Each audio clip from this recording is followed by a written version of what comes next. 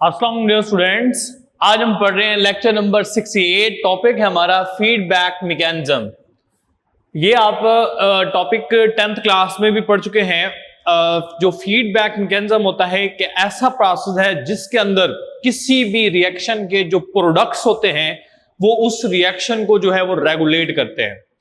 तो हम कहेंगे ऐसा मैकेनिज्म जिसके अंदर जो रिएक्शन के प्रोडक्ट्स हैं वो उस रिएक्शन को कंट्रोल करें तो हम उसे कहते हैं फीडबैक मैकेनिज्म। अगर हम इसको डेफिनेशन आपकी बुक से रिलेट करें तो क्या कहेंगे? द प्रोसेस या मैकेनिज्म या interaction in which the controlling mechanism is itself controlled by the products of the reaction it is controlling. यानी जो किसी रिएक्शन के प्रोडक्ट्स हैं वो उस रिएक्शन को अगर कंट्रोल करें itself bye it's controlling mechanism, that is called feedback mechanism. अब इसकी दो टाइप्स होती हैं, एक पॉजिटिव फीडबैक मैकेनिज्म होता है, एक नेगेटिव फीडबैक मैकेनिज्म होता है। पॉजिटिव फीडबैक मैकेनिज्म वो होता है जिसमें जो प्रोडक्ट्स होते हैं यानी जो फाइनल प्रोडक्ट हैं वो रिएक्शन को इनिशिएट स्पीड अप करवा दें। अगर यानी अगर कोई प्रोडक्ट ज्यादा स्टिमुलस हो रहा है, प्रोडक्ट ज्यादा बन रहा है, तो उसके अंदर जो मैकेनिज्म हो वो मजीद स्पीड अप हो जाए। जैसे कि फीमेल की बॉडी के अंदर ब्रेस्ट से जो मिल्क इंजेक्शन होती है वो पॉजिटिव फीडबैक मैकेनिज्म है ऑक्सीटोसिन हार्मोन की वजह से।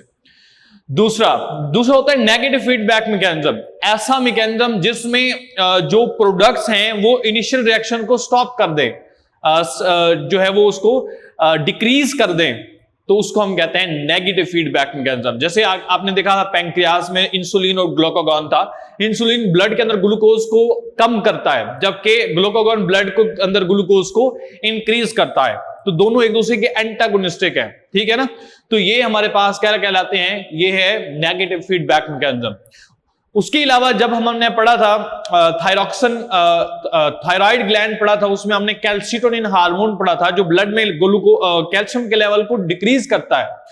दूसरा हमने हार्मोन पढ़ा था पैराथायराइड ग्लैंड से, उसका काम क्या था? ब्लड में कैल्शियम लेवल को राइज करता है। अब देखें दोनों एक दूसरे के उलट काम कर रहे हैं। तो जब भी फीडबैक मैकेनिज्म होता है, कोई भी रिएक्शन हो, उसमें दो चीजें होती हैं, एक एक्टिवेटर होता है, दूसरा इनहिबिटर होता है। एक्टिवेटर वो होता है जो उस रिएक्शन को स्पीड अप करता है, और इनहिबिटर वो होता है जो उसको नॉर्मल से जब वो इनहेंस करेगा उसको डिक्रीज कर देगा, इनहिबिट कर देगा और उसको फिर नॉर्मल पे ले आएगा, ठीक है। जैसे इंसुलिन और ग्लूकागॉन और कैल्सिटोनिन और पैराथॉर्मोन, ये हमारे पास नेगेटिव फीडबैक मैकेनिज्म की एग्जांपल हो गई। और ऑक्सीटोसिन का जो फंक्शन होता है ये हमारे पास किसका एग्जांपल होगी? Positive feedback mechanism. तो क्लास सबसे पहले हम बुक से रिलेट करते हैं फीडबैक मैकेनिज्म। अभी मैंने बताया था द इंटरैक्शन, या आप कह सकते हो the mechanism in which the controlling mechanism is itself controlled by the products of the reaction it is controlling, ठीक है जी। डेफिनेशन क्या होगी? The type of interaction which controlling mechanism, जिसके अंदर जो कंट्रोलिंग मैकेनिज्म है, is itself controlled by the products किसकी? Of reaction it is controlling.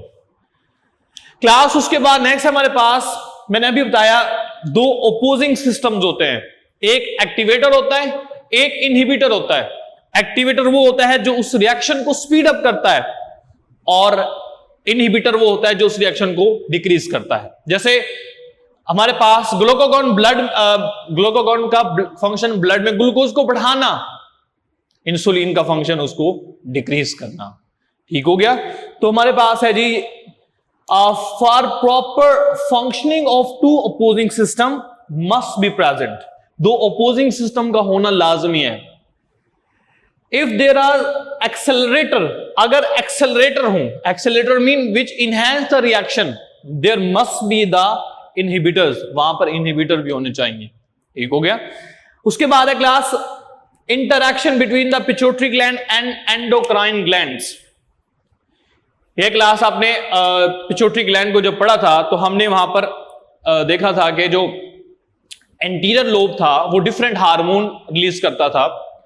अब एंटीरियर लोब हमें याद है वो कौन कौन से हार्मोन रिलीज करता है? वो रिलीज करता है जी थायराइड स्टिमुलेटिंग हार्मोन, वो रिलीज करता था गोनेडोट्रोफिन हार्मोन, वो रिलीज करता था एड्रीनोकार्टिकोट्रोफिक हार्मोन।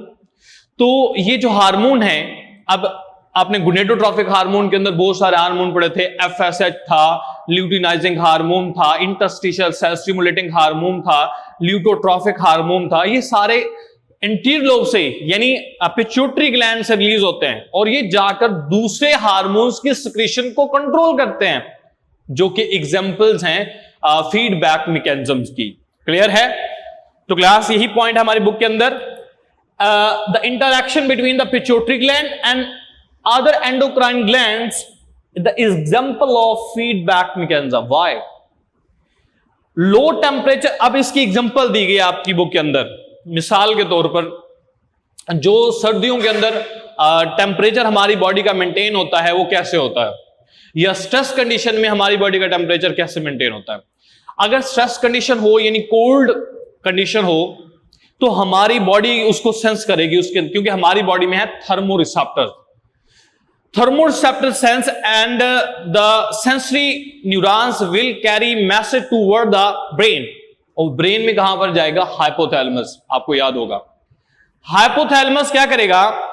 हाइपोथैलेमस बेसिकली उसके अंदर प्रेजेंट होता है न्यूरोस्किटरी सेल्स।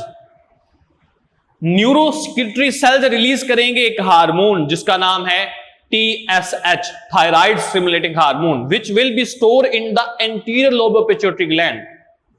फिर वो anterior lobe of pituitary gland release करेगा जब, तो वो ब्लड, वो हार्मोन ब्लड के जरिए जाएगा थायराइड ग्लैंड के पास, नेक रीजन में होता है। वो थायराइड ग्लैंड रिलीज करेगा हार्मोन थायरॉक्सिन। वो थायरॉक्सिन जाएगा किसके अंदर? ब्लड के अंदर, और वो जाकर सेलुलर जो एक्टिविटीज होती हैं, मेटाबॉलिक केमिकल रिएक्शन, उनको स्पीड अप कर देगा।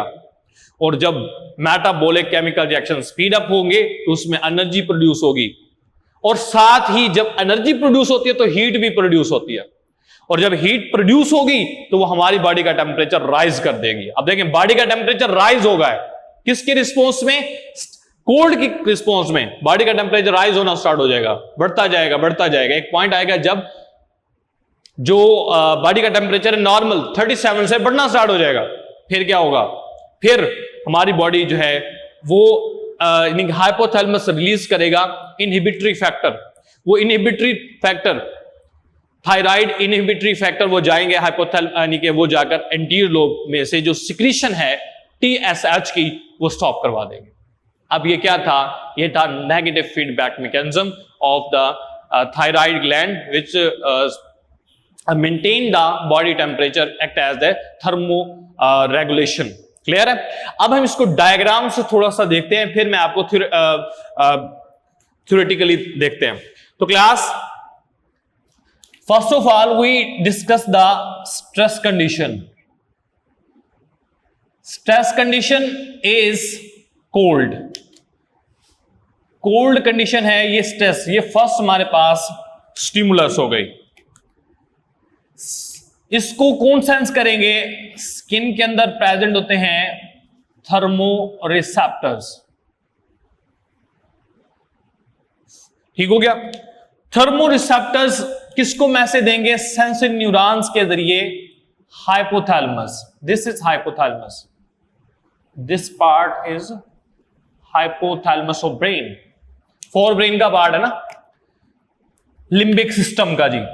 अच्छा जी, ये सेंसरी न्यूरॉन मैसेज जब लेके जाएंगे तो ये हाइपोथैलेमस में प्रेजेंट होते हैं न्यूरो सिक्रीटरी सेल्स। न्यूरोसिक्रीटरी सेल्स जो हैं ये प्रोड्यूस करेंगे class hormone that is called TSH। After producing TSH, it will store in the pituitary gland. This is pituitary gland. And inside the pituitary gland, anterior lobe. क्योंकि आपने पढ़ा 3 lobe होते हैं, interior lobe, median lobe and posterior. तो anterior lobe के अंदर store हो गया, और एंटीरियर लोब से फिर कहां जाएगा? एंटीरियर लोब इसको स्क्रीट करेगा ब्लड के अंदर, और ये ब्लड से जाएगा थायराइड ग्लैंड के पास। क्योंकि TSH है तो थायराइड ग्लैंड को स्टिमुलेट करेगा और यहां से रिलीज करवाएगा thyroxine. Here diagram thyroxine. Class ये थायरॉक्सिन हार्मोन क्या करेगा? It will increase the metabolic reactions, increase the rate of metabolic reaction. Class जब रेट मेटाबॉलिक रेट का रिएक्शन इंक्रीज होगा तो इससे प्रोड्यूस होगी energy plus heat. A heat will increase body temperature, ये बॉडी टेम्परेचर को इंक्रीज कर देगा। जैसे ही बॉडी टेम्परेचर इंक्रीज होगा तो उसके बाद जो स्ट्रेस कंडीशन होगी उसको मेंटेन कर लिया जाएगा, और जब बॉडी टेम्परेचर 37 से इंक्रीज होगा तो हाइपोथैलेमस TH की सिक्रीशन को स्टॉप कर देगा। जब TSH रुकेगा तो थायरॉक्सिन रिलीज नहीं होगा, और थायरॉक्सिन रिलीज नहीं होगा तो जो बॉडी का टेम्परेचर है वो नॉर्मल पे आ जाएगा। क्लियर है? This is the negative feedback mechanism which is controlled by hypothalamus to maintain the stress condition।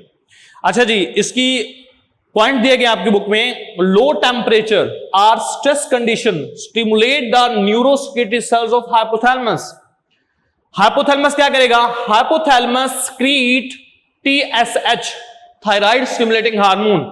Thyroid stimulate hormone act on the store in the anterior lobe of pituitary gland, and TSH will stimulate the thyroid gland to release thyroxine, and thyroxine increase the metabolic activity, and when metabolic activity increase it will increase the body temperature. When it become higher level it will stop the secretion of TSH and so the body temperature will be maintained। Clear है class? इसके बाद हमारे पास है class comparison between the nervous coordination and chemical coordination. ये आप long question पहले इनके आप इस पूरे मैकेनिज्म को पढ़ चुके हैं। फर्स्ट हमने पोर्शन पढ़ा था नर्वस कोऑर्डिनेशन, सेकंड पोर्शन हमने पढ़ा केमिकल कोऑर्डिनेशन। अब हम उनमें सिमिलरिटीज और डिफरेंसेस जो है हम देखने लगे हैं। तो क्लास ये हमारे पास जो सिमिलरिटीज हैं ये शॉर्ट क्वेश्चन में, जब जो डिफरेंसेस हैं ये टेबल दिया हो गया होगा, ये लॉन्ग क्वेश्चन में बहुत इंपॉर्टेंट है। तो आपने इसको अच्छी तरह से याद करना, सारा आपने पढ़ा हुआ है लेकिन मैं यहां पर पॉइंट बना के आपको बता दूंगा ताकि आप उसको हेडिंग की मदद से याद कर सके। तो क्लास सबसे पहले हमारे पास सिमिलरिटीज में पॉइंट है सिंथेसिस ऑफ केमिकल मैसेंजर्स। चाहे एंडोक्राइन सिस्टम हो चाहे नर्वस सिस्टम हो, दोनों में जो है वो केमिकल मैसेंजर जो है वो बनाए जाते हैं। जैसे आपने साइनेप्सिस में देखा neurotransmitter is a chemical messenger, और इसी तरह से आपने एंडोक्राइन सिस्टम में देखा बहुत सारे हार्मोन्स हैं जो कि क्या हैं, केमिकल्स हैं, वो एक्ट करते हैं एज ए केमिकल मैसेंजर। तो दोनों के अंदर केमिकल मैसेंजर जो है वो बनते हैं। हार्मोन्स हैं जो है वो किसके अंदर बनते हैं? एंडोक्राइन सिस्टम में, जबकि नर्वस सिस्टम में दोनों क्या बनाते हैं? Chemical messenger. Second point, secretion of the chemical messenger into extra cellular material. Extra cellular material में ही दोनों सिक्रीट करते हैं। मिसाल के तौर पर ग्लैंड ब्लड में सिक्रीट करते हैं, और जबकि जो न्यूरोस्केटरी सेल्स हैं वो साइनेप्सिस में एक्स्ट्रा सेलुलर मटेरियल के अंदर वो रिलीज करते हैं न्यूरॉन्स। नेक्स्ट है जी help in the coordination of the body. दोनों का काम क्या है? कोऑर्डिनेशन, मैसेज को एक पॉइंट से दूसरे पॉइंट तक कनेक्ट करना। ठीक हो गया। उसके बाद है response to the specific stimuli. दोनों स्पेसिफिक हैं क्योंकि हमने बहुत सारे ग्लैंड्स पढ़े और बहुत सारे हार्मोन पढ़े। हर हार्मोन और हर ग्लैंड एक स्पेसिफिक स्टिमुलाई को रिस्पॉन्स शो करता है। इसी तरह से हमने ब्रेन पढ़ा, ब्रेन के अंदर भी हर पार्ट डिफरेंट फंक्शन को जो है वो स्टिमुलाई करता है, so they are specific in their function. Next है जी both are the homeostasis in function. दोनों का काम होम्योस्टैसिस जो है वो करना है, to maintain the body conditions, internal body conditions को मेंटेन करना, चाहे जो उसके बाद है जी डिफरेंसेस। ये लॉन्ग क्वेश्चन है, इसको आपने अच्छी तरह से याद करना है क्लास। तो सबसे पहले हमारे पास है नर्वस कोऑर्डिनेशन और केमिकल कोऑर्डिनेशन में दोनों में जो है वो मेजर डिफरेंस। नर्वस कोऑर्डिनेशन के अंदर होते हैं न्यूरॉन्स जो कि उनके स्ट्रक्चरल और फंक्शनल यूनिट कहलाते हैं, और आपने न्यूरॉन के जो है वो डिफरेंट जो स्ट्रक्चर पढ़ा था, इनके डेंड्राइट्स होते हैं, सेल बॉडी होती है, एक्सॉन होते हैं, एटसेट्रा। उसके बाद आपने केमिकल कोऑर्डिनेशन में हार्मोन्स पढ़ा, तो इसमें जो न्यूरोस्केटरी सेल्स होते हैं those are now the structural and the functional unit of the endocrine system. तो इनमें दोनों में पहले आपने स्ट्रक्चरल यूनिट बताना है। तो एक में न्यूरॉन है, दूसरे में न्यूरोस्केटरी सेल्स या ग्लैंडुलर सेल्स। नेक्स्ट है जी target cells. Nervous tissue, nervous coordination के अंदर जो टारगेट सेल्स होते हैं वो क्लोज टू द जो हमारे पास रिसेप्टर्स यानी कि जो कोऑर्डिनेटर है उसके करीब होते हैं, यानी very close to the cells. जबकि दूसरे हमारे पास जो हैं जो एंडोक्राइन सिस्टम के अंदर जो टारगेट सेल्स होते हैं वो बहुत दूर होते हैं। जैसे कि आप देखें एंटीरियर लोब जो है आपके गुनेड्स को कंट्रोल कर रहा है। कैसे? Gonadotropic, FSH stimulating and follicle stimulating hormone, luteinizing hormone, ये जाकर हमारे गुनेड्स के अंदर काम कर रहे हैं। इस तरह से एस्ट्रोजन हार्मोन हो गया, प्रोजेस्टेरॉन, वो उनकी रिस्पॉन्स में स्क्रीट होते हैं। तो स्क्रीट इनके पिट्यूटरी ग्लैंड दूसरे टिश्यू तो बहुत ज्यादा दूर है टारगेट टिश्यू। नेक्स्ट है जी न्यूरोट्रांसमीटर। क्लास आपने जब हमने नर्वस कोऑर्डिनेशन पढ़ा तो केमिकल मैसेंजर जो था वो क्या था? Neurotransmitter, which is created by the यानी कि प्री साइनेप्टिक न्यूरॉन में प्रेजेंट होते हैं, प्री साइनेप्टिक वेसिकल उसमें प्रेजेंट होता है केमिकल मैसेंजर, जिसको आपने न्यूरोट्रांसमीटर कहा था। इसकी आपने बहुत सारी एग्जांपल पढ़ी थी। एसिटाइल कोलिन पढ़ा था, इस तरह से डोपामाइन पढ़ा था, एड्रीनलिन पढ़ा था, एपिनेफ्रिन पढ़ा था। Those are the neurotransmitter. और neurotransmitter into one or into small group of cells, यानी कि वो ग्रुप की फॉर्म में रिलीज होते हैं, लेकिन थोड़ी क्वांटिटी के अंदर। जबकि हार्मोन जो होते हैं ये मिलियंस ऑफ जो है केमिकल्स होते हैं और ये बात करते हैं पूरे हमारे बात the millions of the cells. यानी सिर्फ ये देखिए ना, न्यूरोट्रांसमीटर एक स्पेसिफिक है जो उसने पोस्ट साइनेप्टिक मेम्ब्रेन के ऊपर रिसेप्टर साइड पे जाके अटैच होना है। जबकि जो हमारे पास हार्मोन्स होते हैं इन्होंने जो है वो बहुत ज्यादा फासला तय करना होता है। देखिए एंटीरियर लोब से, मैं वही एग्जांपल दे रहा हूं, टीएसएच रिलीज होता है अब हमारे एंटीरियर लोब से, अभी हमने डिस्कस किया, लेकिन वो जाकर कहां कंट्रोल करता है? Thyroid gland. तो देखिए उसका जो टारगेट सेल है वो थोड़ा सा दूर है। उसके बाद है जी faster and rapid effect. Nervous coordination हमेशा फास्टर और रैपिड इफेक्ट शो करते हैं, जबकि जो हमारे पास केमिकल कोऑर्डिनेशन होते हैं वो स्लो होते हैं लेकिन लॉन्ग लास्टिंग होते हैं, ज्यादा देर तक होते हैं।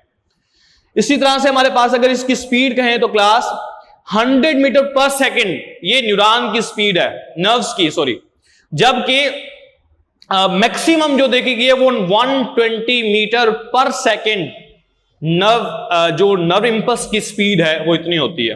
ये हमने पहले अपने एमसीक्यू में देखा था। इस तरह से अगर देखें तो ये स्लो इफेक्ट है। जो हार्मोन्स होते हैं वो ब्लड के जरिए जाते हैं, वो स्लोली जो है वो जाकर एक्ट करते हैं, इनकी स्पीड स्लो होती है लेकिन लॉन्ग लास्टिंग होती है। नेक्स्ट है क्लास न्यूरोट्रांसमीटर। और न्यूरोट्रांसमीटर जो होता है शो यानी कि हमारे पास जो यानी कि जो न्यूरोट्रांसमीटर है वो शॉर्ट लिव्ड होते हैं, थोड़े टाइम के लिए होते हैं।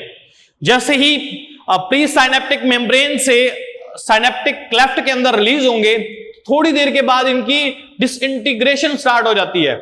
जबकि जो हमारे पास हार्मोन्स यानी केमिकल्स होते हैं ये लॉन्ग लास्टिंग होते हैं, ये थोड़ा सा ज्यादा फासला तय करना होता है इन्हें, इसलिए ये इनका जो एज होती है we can say that remain active for the much longer time, ये ज्यादा टाइम तक एक्टिव रहते हैं।